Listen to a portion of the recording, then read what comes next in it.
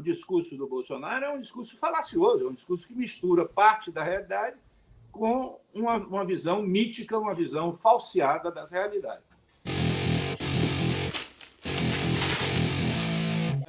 Tem muita mentira aí sendo usada nessa história dos preços da gasolina. O Bolsonaro falou o seguinte: o grande problema do Brasil, entre as 10 maiores economias do mundo, a única que tem que importar derivado de petróleo é o Brasil. Ou seja, as duas refinarias que o PT ia fazer no Nordeste, mais uma aqui no Sudeste, não fez.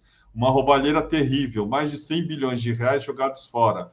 Então, nós dependemos da importação de diesel e da gasolina, dentre outras coisas.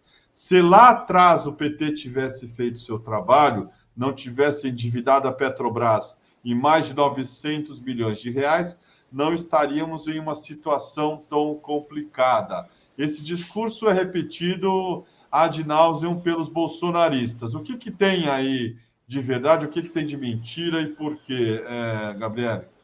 Bom, como toda fake news, ela pega partes da verdade e transforma ela em outra coisa. Isso aí. Vamos pegar as partes. Primeiro elemento aí é as refinarias não saíram. É verdade, as refinarias não saíram. Mas por que elas não saíram?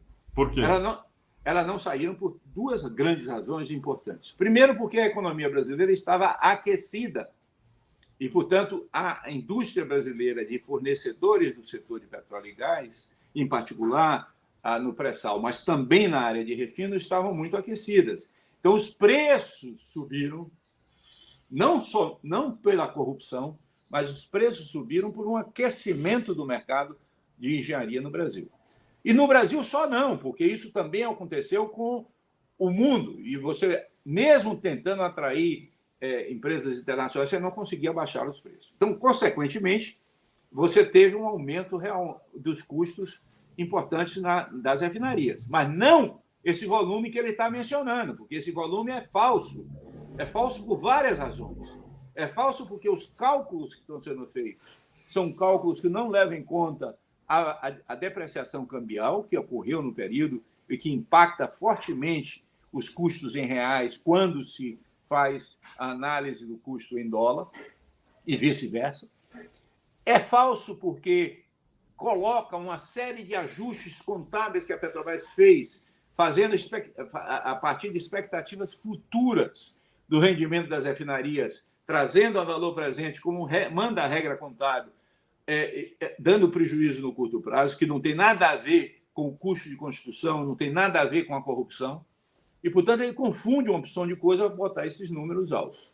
O endividamento da Petrobras também não é esse volume que ele está dizendo, e se não tivesse endividamento da Petrobras, 70%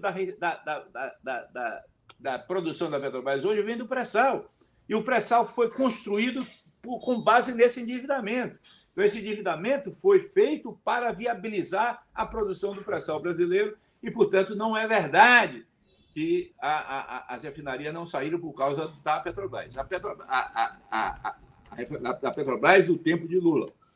A Petrobras decidiu não prorrogar e não fazer certos projetos, como o Comperj, como as refinarias do Nordeste, por causa também da pressão que a Lava Jato estava fazendo sobre ela, que criminalizou as refinarias.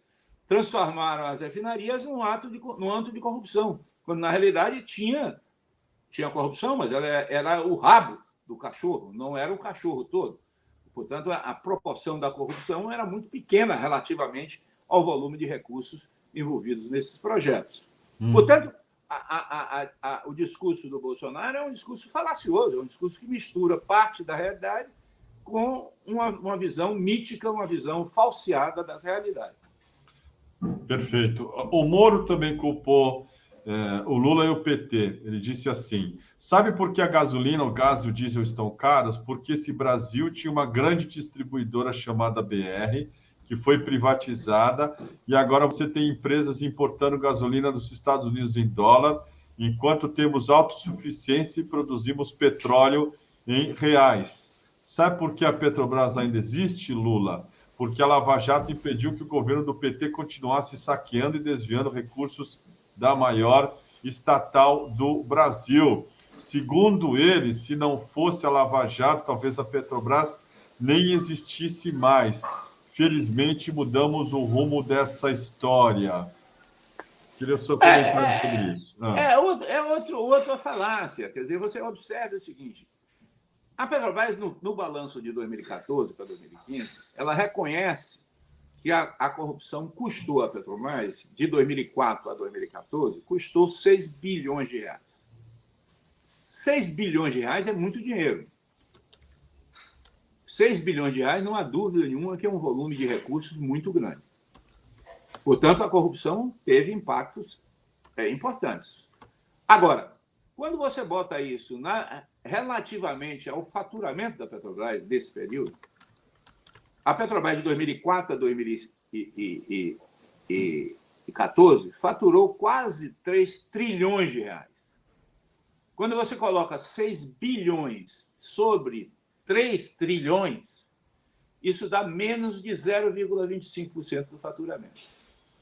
0,25% do faturamento é uma margem que os sistemas de controle não conseguem captar, em geral, nas empresas. É claro que com o volume do recurso da Petrobras, esse volume absoluto era muito grande, mas relativamente não era muito grande nos 10 anos que foram feitos. Então, portanto, é falso, é mentirosa a afirmação de que a corrupção foi a responsável por qualquer crise econômica financeira da Petrobras. A crise financeira da Petrobras tem outras razões que não são a corrupção.